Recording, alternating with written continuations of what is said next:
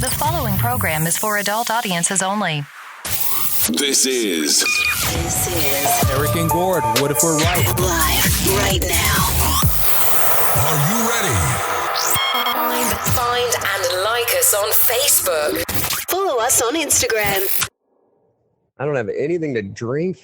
I hate my life. Here we go. In 3, 2, 1, 0. Well, hi there. Happy Sunday.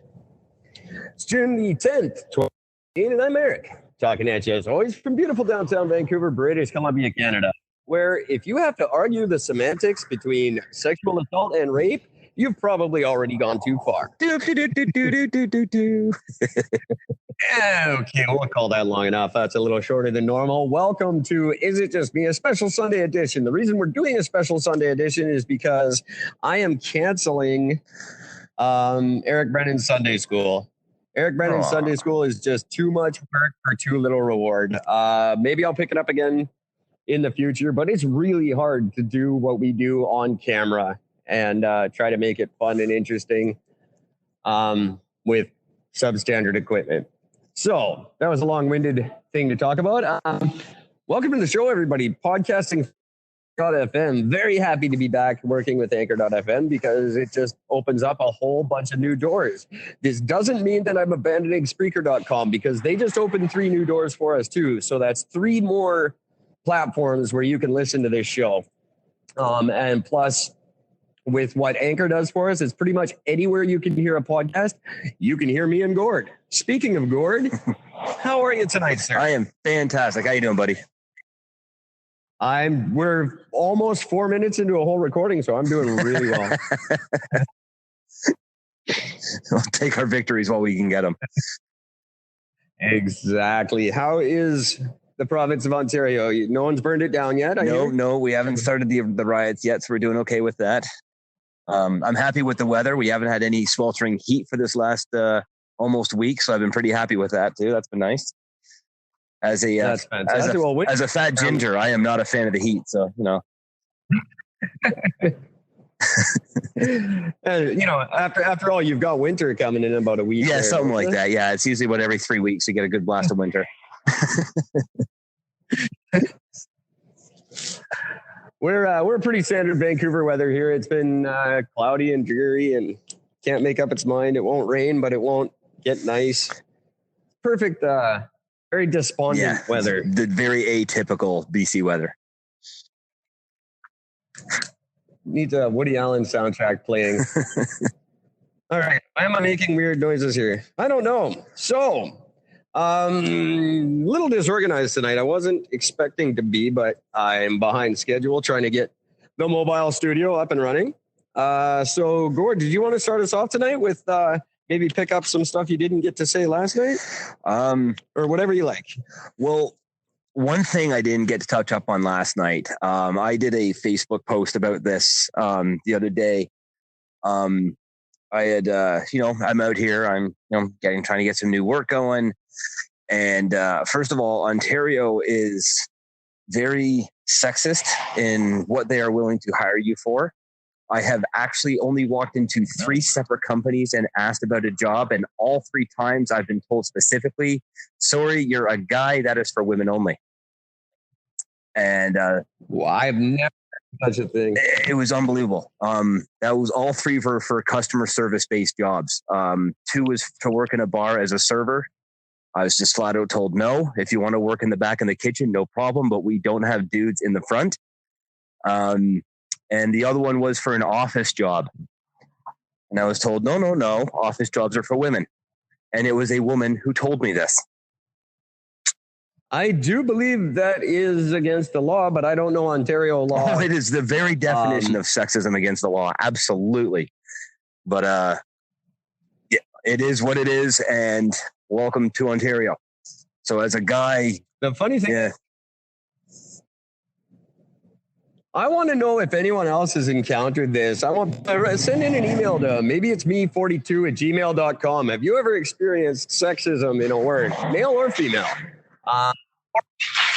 Call in and a message here on Anchor.fm.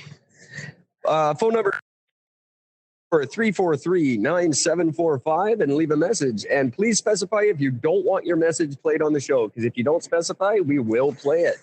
Have you experienced sexual when applying for a job? I can tell you, like, as a guy, this is the first time in my life I've ever actually experienced this, in a sense, reverse sexism, if you will.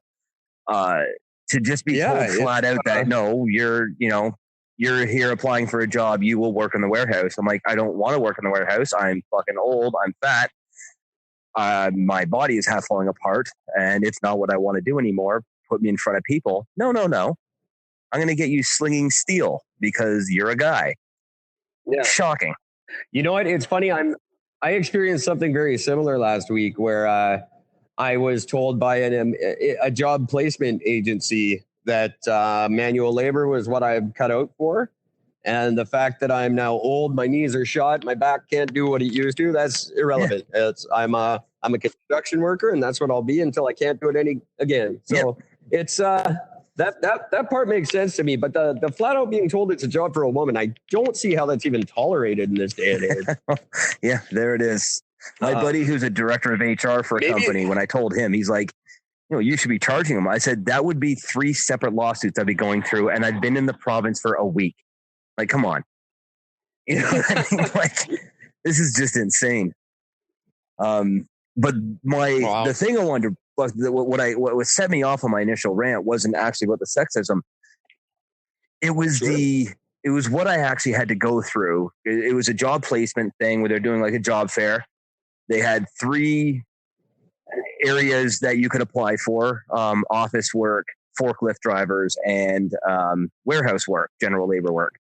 I went in to apply for the office work because, again, I'm good with people. I'm good with customer service. I'm good with the phones. And I was told, no, you're a dude. That's for women. So no, you'll be applying for the forklift or this. I'm like, I don't want to do those. I don't care what you think. That's not what I want to do. Right. So she hands me the forms to fill out. This is probably one of the most depressing things I've ever done in my life. And I've dug graves for people. I mean, I've worked in cemeteries. I've made monuments. I've worked in warehouses. I've done midnight shifts. I've done jobs where people off themselves for a regular basis in. And this, hands down, was the most depressing shit I've ever dealt with. The testing they have me do. It's testing for a 2-year-old. And this is the companies that want to hire saying, well, you should be able to do this. And I'm just like, I couldn't understand how low the expectations were and what the minimum requirement was, because it was so pathetic. It was literally, here's a picture. Here's 9 more versions of that picture. Between 1 and 3 of each row will be different. Circle the different ones. And I'm like, this is what you do in grade school. Like, why am I 40 years old doing the same type of bullshit? I was mind numbed about it. But what was crazy? I wonder now. Yeah. I just wonder if that corresponds with education levels in Ontario. It'd be interesting to look up numbers of high school graduate percentages and whatnot. Maybe that is the standard testing for a 40-year-old male. It sure as hell shouldn't be. No, absolutely not. But that's something we'll have to look into and get back in touch on. Maybe there is a problem with the school system or something. Well, I had asked. I'm like, is there? Because like when she first handed it to me, I filled it out and I went back to her and I said, "You might have given me the wrong one, but do you have one for adults?" And she kind of laughed it off, and she's like, "Oh, no, this is the standardized test." I'm like, "Well, if you're going to make me do this, can you at least give me a crayon? Let's just go with what you're giving me here." And she's laughing because she thinks I'm just being funny. When each level they give me, I did 3 different tests, and each level they gave me, I'm coming back to this woman more and more angry and frustrated. And one thing that blew my mind was one of the things, but again, keep in mind, I'm applying for a customer service or office position, and the paperwork is all for general labor. And one of them was a picture of a forklift, okay, that is 3/4 labeled. And then on the bottom of the labeling is all the terms and all the pieces of the forklift. And it has like 6 empty spaces. And the guy next to me, who is like, I would say 10 years older than I am, clearly this guy's been in the labor industry most of his life. You know, you can just tell. Yeah. He turns to me and he goes, how am I supposed to know what these things are actually called? And I looked at him, I go, and I thought he was fucking with me. I'm like, really? And he goes, seriously? I'm like, okay. I said, well, you see the stuff that's already labeled? He goes, yeah. I said, find those words and cross them out from your list on the bottom. What you have left over is what's going to fill in the blanks. Fill in what you do know, and what's left over, guess. Seems pretty simple. And he's like, I don't understand what you're saying. Yes. This is a white guy. And there's no language barrier. Well, I'm going to take his, as someone who holds 4 valid forklift certificates at the moment, and I have to redo my written test every 2 years to renew any given one of them. It's hard. It looks. I'm kidding. It's not. Really, really simple, actually, and they don't change. No. So that's pretty sad. It was quite sad. So I have that. There's a dude in a business suit sitting on the other side of me. He's cursing and swearing through this because he doesn't understand what he's doing. I'm thinking, if you have enough sense to show up in a business suit, you should be able to add 1 + 1. Like, come on, this isn't difficult stuff. There is no math questions. Like, it's the thing that baffles me every time I take a forklift test and I'm in a room full of people, half of them drive cars, which are more intricate and to learn and operate. And yet these people can all get driver's licenses and over half of them fail their forklift test. It blows my mind. It makes no sense. It really doesn't. It really doesn't. It makes sense if you don't think about it. I suppose, but I think that was the problem. So the last part of the test, if you will, she gets me in a room. And again, at this point, I am legit frustrated. Each time she gives the test, I'm telling her, I said, I'm stealing another pen. Because at least I'm walking out of here with something. She's like, I understand. Take the pens. I'm like, thank you. So I'm stealing these big pens from her. I don't care. And I do the final test, and she takes this case. She flips her case open, and on one side, it's got these round discs with 3 different colors on it. On the other half of the case are round slots, colored in the same colors that are on the discs. And she says, using one hand only, you take, a red goes in the red on the bottom left corner, and you go from bottom to top, and then the second row, bottom to top. We only have. Did you get a food pellet? Kind of, right? I'm expecting that or an electric shock. It's one of the two. So I'm like, okay. And she goes, and this is a timed thing. I'm like, all right. So I begin, and I'm doing this, and I'm cruising through it pretty quickly. And I get about halfway through it, and I just sort of pause, and I literally stopped doing what I was doing, and I looked up at her. I go, so what's the point of this? Is it like eye-to-hand coordination? Is it how you can pay attention to detail, what it is? She goes, it's kind of a combination of those, and, just sort of making like a basic aptitude test. And I'm like, oh.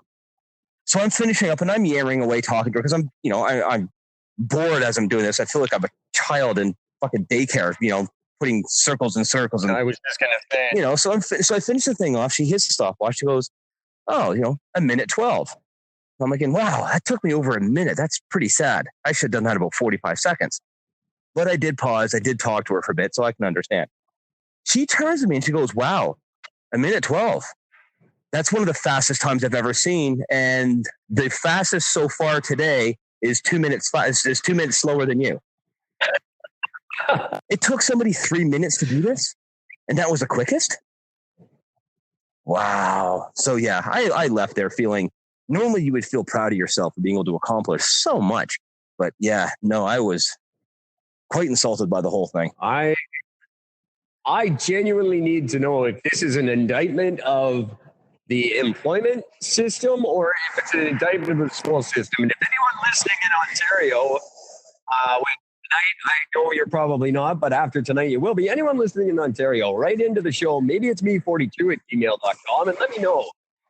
Is this common what Gord's going through, or is this a new thing? Is it an indictment of your Ontario system, or is the government putting fluoride in the water? Why do people think Ontarians are stupid? Write in. Maybe it's me42@gmail.com, or phone in 343-9645, I believe, and leave us a message.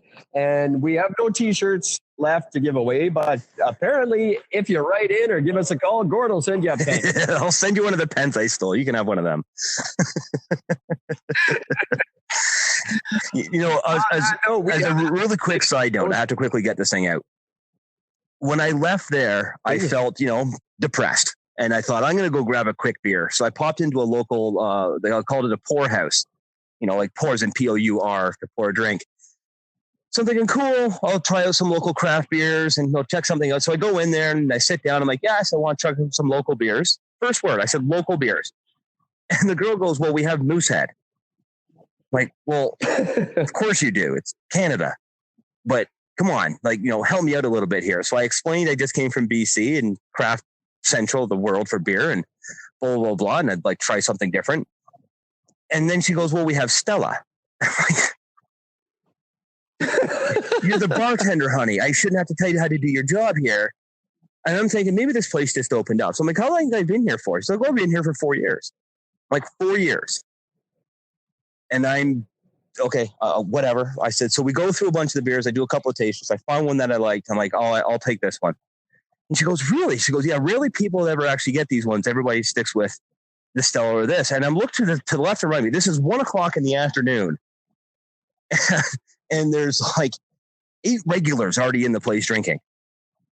Yeah. And it's a healthy mix of guys and women. I mean, this is the craziest thing about it. I'm like, wow, this is nuts. So I turn around, I have my beer, I go to leave, I get my bill, my one beer, $9.75. Oh my! For one beer. And I'm just like, wow. And it wasn't even great. Well, if you can get the colored circles into the slots and earn that kind of premium salary, then you get to drink the beer. Oh, man. Yeah, I came home and I'm thinking I might just go and bury myself in the cemetery when I'm done here. This is just insane. And I'm thinking you moving to Ontario is the best thing that could have possibly happened to this show. You're going to be getting a lot more rants than I ever did before, so for sure. I can't wait. This is fantastic. On that note, I do have to pause really quickly and just mention some things that are going on here in the province, because believe it or not, we're almost 20 minutes into our episode. That is absolutely spectacular. So real quick, I need to mention this Saturday, June 16th, 58 West Hastings. That's the Hastings Farm right between the Grand Union Pub and the Potluck Cafe is the first annual Downtown Eastside Memorial Hockey Tournament. Street hockey and barbecue start at 9 a.m. with a pancake breakfast. Then the teams hit for 4-on-4 action. Co-ed team is one member of your team at least must identify as female. $125 grand prize to the winner, $75 to the runner-up. And we get a smoky barbecue when we're all finished with the action. Pastor Al will be there to give a blessing. And some elders from the First Nations community are going to be there to help us remember the friends we've lost through the worst health crisis that this community has ever faced and will probably ever face again. For more information, you can go to my website, ericbrennan.simdiff.com. And to register your team, you just go to the contact page there. You can register as an individual or a team. Please specify if you're a goalie because we need them. That it's, again, Saturday, June 16th at 58 West Hastings. Come down with your friends and try to make some new ones. That's really cool. It's really exciting. I am on a severely sprained ankle at the moment, so I won't be playing, but I will be doing the play-by-play from rinkside all day, interviewing people and putting it all out on this fantastic show of ours. So it's going to be really exciting. Want lots of people to come out for that because it's a good thing to support. It's put on by the guys at Insight. I've just recently gotten to know Insight and what it really is and what it's really like. And it's just baffles me what an amazing place this is. And the people there are just fantastic. I couldn't do what they do. They just take abuse all day and they accept it with a smile on their face and welcome everyone with open arms. They're a really amazing and inspiring group of people. So come down and enjoy this event with us Saturday, June 16th. Yeah, I have no music to play. Ordinarily, I'd be playing a song right now. I'm gonna have to get used to this new platform and how it works. Just, for the But we record, will Eric, get- my end keeps cutting out, so your vocal on my end sounds really good. It's like I can go, and then we go, so it's just really, I'm killing myself laughing on this end, just so you know. Oh, lovely. Well, I hope the whole thing sounds like that. That could be because I'm moving around, and that could be why I get a little beep Quite occasionally. possibly. That, like that. Was that where? Did I just cut out right there? Yeah, you're cutting out every few seconds, but it's killing me. I'm loving it. It's very, very humorous to me. It's like you're singing me a song through a bad computer voice. It's like Stephen Hawking is singing me a song. Right. What? The recently passed. Good man, good. Was it too soon? What do we? Yeah, it's never too soon on this show. That's what this show should be. Is it too soon? It's never too soon. Not a bad idea. What have I talked about? All right, Sunday school not happening. We're on Anchor.fm. Gord's talking to us. Hockey promo. Get free coffee for doing that. So that's a good thing. And I will just shamelessly plug the Champion Tree Entertainment Company is very proud to be sponsoring this event and lending all the talent and recording capabilities that company has to offer at the moment. Doing what we can, and hopefully next year we can actually do something for them because they're just fantastic. Champion Tree, because the only things in life that are impossible are the things you don't try.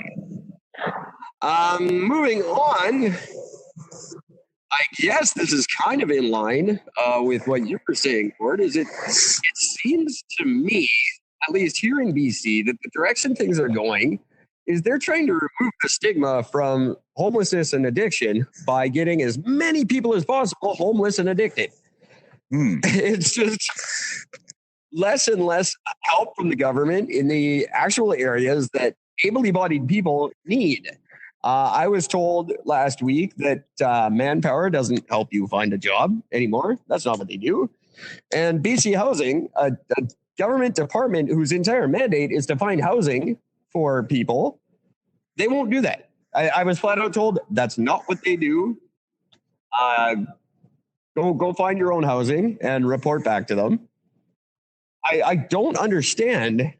There's 110 different levels of government working together for nothing, it seems like. Well, the thing that I've heard so far about that was that a lot of it's going for immigration. It's not going for locals. So all the housing, all the money, everything's going to immigration. It's all going for new immigrants. It's all going for new people coming in the country. It's not going to help for the people who are here already. That's what I hear. Number one complaint in Ontario, anyways. Now, I want people to answer this genuinely. And I know I'm not going to be popular with this opinion. Is it just me, or should we not be helping ourselves? I know that's wrong, but I look at it like the oxygen masks on an airplane. Put them on us so that we can help the ones who can't.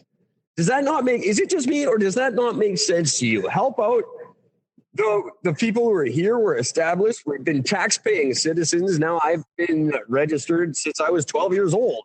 I've been off and unemployed since I was 12 years old. I've been paying into this system that makes 30, I can't do the math, 28 years. Why don't I get help first? I'm all for immigration. Absolutely. We're the largest country in the world. We have, I believe it's something ridiculous, like 2/3 of the country is unpopulated. We have tons of room. Send everybody here. But get us employed and working so that we can help them. Am I offside on that one, Gord? Does that not make sense? For the fact that I only heard about 9 of those words, I think I got pretty much the key ones. I think you're pretty much right on point. It makes no sense. But I think you're pretty much right. It is take from the people who have been investing in this country for the last, 10 to 70 to 80 years and screw them when they need the help, basically. I don't understand. And I'm all for immigration, if you didn't hear that part. I'm glad to bring these people in. We've got massive land that we don't use. Let's share it all, but help us so we can help them. And help me first. I've been paying into the system for 28 years. I had, as a prime example of that one, while I was in BC, right after I lost my job, or I should say, no, I'm rephrase that. When I broke my foot, and then I applied for EI while I was off with my broken foot, I got denied. I'm 43 years old. I've been paying into this system since I've been 16 years old, or 15 or 14 when I got my first official job. I've been paying this. I've never collected EI a day in my life. I've been working nonstop for 3.5 years, and I get told, and I got denied. I was the manager of a store, and I got denied because they said, "Oh, you don't have enough insurable hours." Come on. My whole life, and you can't tell me my entire life I can't collect a dime out of this? Come on. And I got denied. I want someone in the government or someone who works for someone in the government to write in to maybe it's me 42@gmail.com and explain employment insurance to me. I pay into this every 2 weeks. It's my money. I'm not asking you for money. I'm asking you to return some of my money to me. How is that not just a given? Yeah.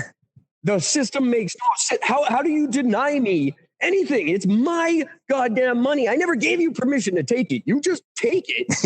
and then it's just gone. How does that make sense? And out here, by the way, in Ontario, they take even more than what's done in BC, because out here you lose about anywhere between 41 to 53% of your paycheck has gone to taxes. So 41 to 53%, that's a huge amount of your money gone to taxes. And yet I can't collect EI? Come on. It makes sense. I firmly believe EI, and I mean this genuinely. I think EI should be, when you fill out your government tax forms, there should be a yes or no question. Do you want to pay into EI or not? If you don't pay, you don't get it. I think it should be optional. I have a simpler solution. Well, it's not simpler. It's actually a little bit more advanced, but I've always thought if we're going to pay into EI, then your money comes out of your check and it goes into an account. That money is your money. When you are out of a job, you can collect that money and you can get your pay to keep you going. If you work your whole life and you don't get your money and you don't use it, or whatever money you have left, then you get that money back, and that is part of your retirement fund because you've been paying into it. How does that not make sense? That's absolutely that. Now, see, that not only encourages gainful employment because you get a reward at the end. Well, it's not really a reward, but it's like a savings account. For someone like me, that would be brilliant because I'll never maintain a healthy savings account on my own. Especially in today's society. You're not set up to do it unless you're getting paid $300,000 a year. Yeah, that's something I wanted to talk about, not necessarily tonight, but since you bring it up, I do want to mention, and I don't know if you're going through this, but it costs an incredible amount of money to be broke. Oh, it's very expensive to be broke. I am spending a ridiculous amount of money every day on things that I never really noticed. But when you're counting your pennies every day, well, not in BC because we don't have them. I guess that's Canada. This is where my Million and Jeff thing would play, but I don't have it right now. I'm spending a lot of money every day on things that perhaps I just didn't notice because you don't think of them when you're going to work every morning. But now I'm pinching pennies, and I can't believe the amount of money it costs to be unemployed and homeless. It's no wonder no one can get on their feet, because once you're there, it costs a lot of money to get up there, and nobody is willing to help you. And as Gord just points out, the government is the last group of people willing to assist you. So what do you do? What do we do as a country to help out the less fortunate? Drop the housing price, the housing market, first of all. $1 million for a house that's not even worth $130,000. Come on. Ridiculous. The housing market, I honestly don't know enough about who's setting these prices or why, but they make no sense. And they're not in line with wages. And I don't believe wages are in line with the economy. I don't believe that saying if we raise minimum wage, we break our business. I don't believe it. They said it 10 years ago when we raised it up to $11. They made the same complaint back then. $7 was going to break the bank. They couldn't do it. They would all go out of business. I don't buy it. Yeah, but look at what happened to the economy since that happened, though. Look at the cost of everything now. You keep raising up the minimum wage, the cost of everything else goes up because the companies are losing money. Company can't stay in business if they're not cutting enough profit. So they're laying off more people, making the people who are there work harder and longer hours. So you keep raising up the minimum wage. All the other costs, your cost for groceries, cost for gas, cost for hydro, for fuel, everything goes up. Everything raises up, and nobody gets it. Like Ontario, they just raised the minimum wage to what? $14, $15 an hour? And somewhere in there, as soon as it happened, but they did it all at once. Well, it's supposed to go up to, I think, 17 is the total. By 2020, it goes up to like $17 an hour. I see. I mean, great. So I'm going to be making minimum wage. I'm going to be making $17 an hour. Fantastic. Right. But when a loaf of bread's going to cost me $6.50. Yeah, exactly, right.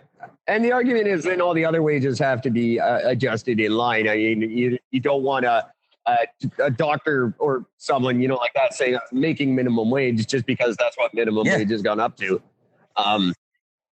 Which I think is kind of not a valid argument, in my opinion. Just because it's called minimum wage, you still make a decent amount of money, and now more people do too. I don't see why. That's just a social. Well, think about this. You're working at a company. You worked at a company for, say, 3 years. You started at $12 an hour, right? After working there for X many years, you all of a sudden are up to $14 an hour. Now minimum wage hits 15, which means you get a boost up to $15 an hour, the same as a guy who just walked on the job. It's not fair. You got to take that guy and boost him up to $17 or $18 an hour. But they're not going to do that because it costs too much money. Sense. So they just fire the people, or they push the people out that have been there for longer, and they bring in younger people who have no work ethic, who have no work desire, because they're easily replaceable with another batch of younger idiots. I was taught when I was in management, a very prominent Canadian retailer. I won't name them, but they rhyme with Bona. They instructed me as a manager. It was taught to me that it is cheaper to hire and retrain people than it is to maintain a good long-term employee. So that turnover is encouraged. It's cheaper and easier to hire and retrain than it is to have a good, loyal employee. That I don't understand how sick and backwards the world has gotten where that makes sense, but that is why large retailers do what they do. Loyalty does not exist in business anymore unless you're getting into a private company that's not part of a chain. Anything that's part of a conglomerate, anything that's a larger business that employs more than 5 people, loyalty means absolutely nothing to anybody anymore. It's just, all we need is just fresh blood. We can keep replacing people. Instead of part-time or full-time, we're going to hire 2 part-timers because we don't have to pay them benefits. I had this conversation with someone else regarding something very different on East Hastings Street this weekend. What has happened to integrity in our region? What has happened to loyalty? What has happened to just basic human decency? And it transcends all levels of society and all occupations. Whether it's business, whether it's personal, whether it's 2 criminals stealing each other's shoes in the middle of the night. What has happened to common integrity and decency? Why have we all become these horrible people? I can answer that question. Please do. Money. The cost of living. Look at what it used to cost in the 1970s to live in Canada. You could buy a house for, $60,000 to $75,000. You can buy a car for $3,000. One person could maintain 3 kids, a wife, a dog, and a house on a 40 to 60 hour work week. Now you need 2 people working 80 hours a week, full time. And that's 2 single people just to be able to have a form of savings. If you have a kid, well, you're basically screwed. I don't even. So you have to have a multi-income family. The stress to be able to afford to live is so high that every single person, it's not even a matter of being out for themselves as much as just it's pure survival You're just seeing a different type of survival. Instead of us going out and killing somebody for meat, we're going to stab them in the back mentally. I wonder how far we are away from the first one you just mentioned, though. Honestly, 5-10 years. I do see our society going that way, and that frightens me. I see a Mad Max style dystopian society, or a really good example. Now, people don't give this movie credit where it's due, but the movie Demolition Man, Yeah, with Sylvester Stallone, the underground in that movie, headed by the amazing Dennis Leary. Very possibility, just a group of people out there stealing food, not for anything other than to nourish their families. That's not far off, I think, in our society, and it frightens me. I fear for my child. I also think that the movie The Purge isn't too far off of being the truth as well. What better way to thin out the numbers and to let people go rampant on each other for a night? I wonder. Now, obviously, we've got too much of a moral society, or supposed claiming society dictating the way things go, which is what's putting large roadblocks in front of genetic engineering and genetic manipulation, custom made children and whatnot. Thank God there's some roadblocks still in the way, but are we far from removing those, do you think? Are we going to get to that immoral kind of... you know what's funny? Level? I personally believe in human genetic engineering. Absolutely. I think it's the next step of human evolution. Eliminate the stupid. Perfect the human body.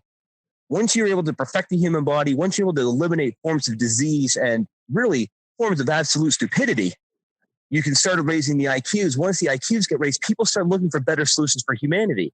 Right now, the world is pandering to the idiot. But who gets to play God in that scenario? Who decides what the perfect human body is? The rich. Because they're the only ones that can afford it.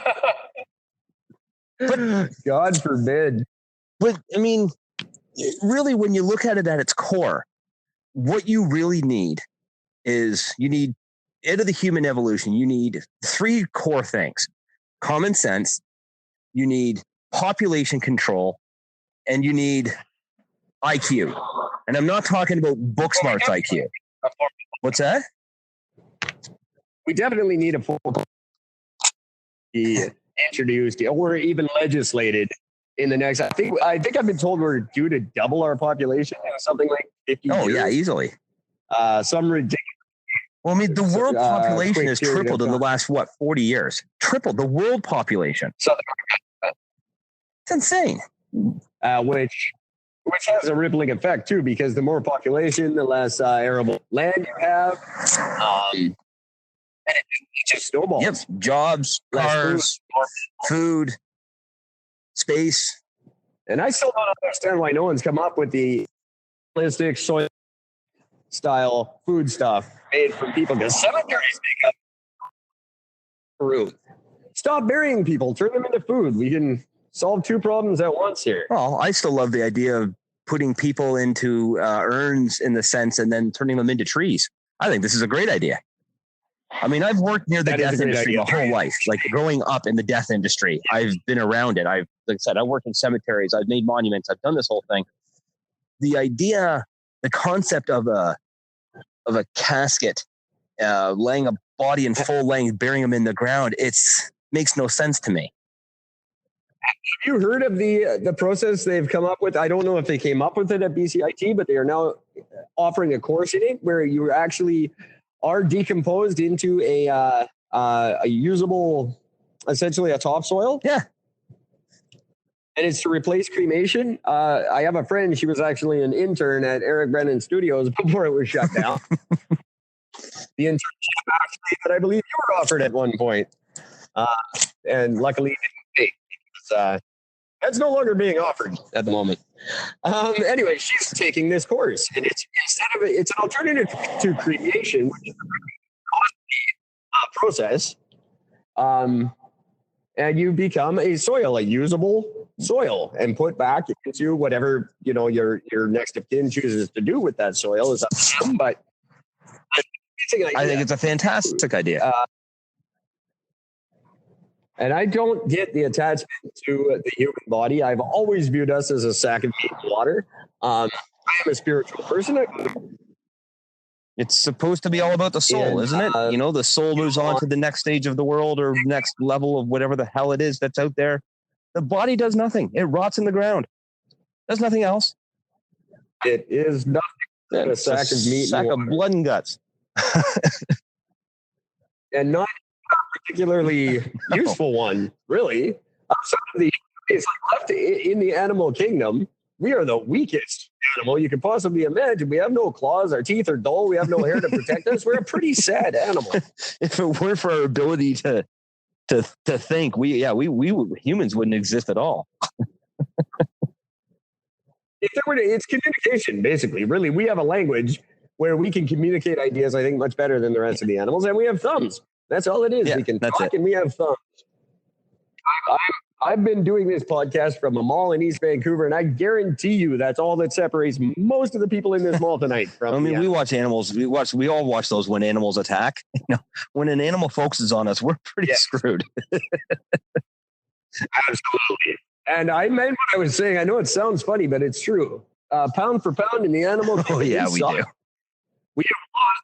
We have evolved beyond our defenses, which is, I think, pretty counterintuitive to the spirit of evolution. But we've evolved into species. I all going to become is, as you said, sooner or later, we're all going to be Stephen Hawking. We're going to be in chairs with computers talking for us, and we're going to have. What was that animated movie where the people was at Wall-E? We'll end up like Wall-E. A bunch of fat people with no bones. Drinking Slurpees. Sitting in chairs, drinking Slurpees. Oh. It's closer than we think, I do believe. I'm going to take a little break here. I do want to stop. What was the third promo? I have to do a J3 promo tonight. Gord, sit tight for a sec. We'll have you back on right a minute. Absolutely. I want to talk for a minute about the J3. That is about it. Believe it or not, Gord, we're 45 minutes into the show. Well, technically, but we did it. We got an episode out there. Did you have more you wanted to go with tonight? Out of that 45 minutes, I've probably heard about 2.5 minutes of conversation out of the whole thing. Well, okay, you can hear the you can hear it when we publish it, which ideally will be immediately after. I really hope I've been answering proper questions, because if I've just been going off on a completely different random topic, you're going with it. This is going to sound really humorous on my end. So, hey, that's the joy of having two people hosting the show. Frankly, I just like having you never know exactly. which way it's going to go. I'm going to change the weekly poll question. I had a poll question planned for the week, which I introduce every Monday. The new poll question is going to be, have you ever experienced sexism while job hunting? I want to hear from guys and girls on this one. Maybe it's 42@gmail.com or give me a call, 343-9745, area code 604-343. For now, just leave a message. Please specify if you don't want us to play your message on the show. Gord, are you ready to wrap it up, or do you have another subject good to wrap for us it up tonight? for now. All right, we did it.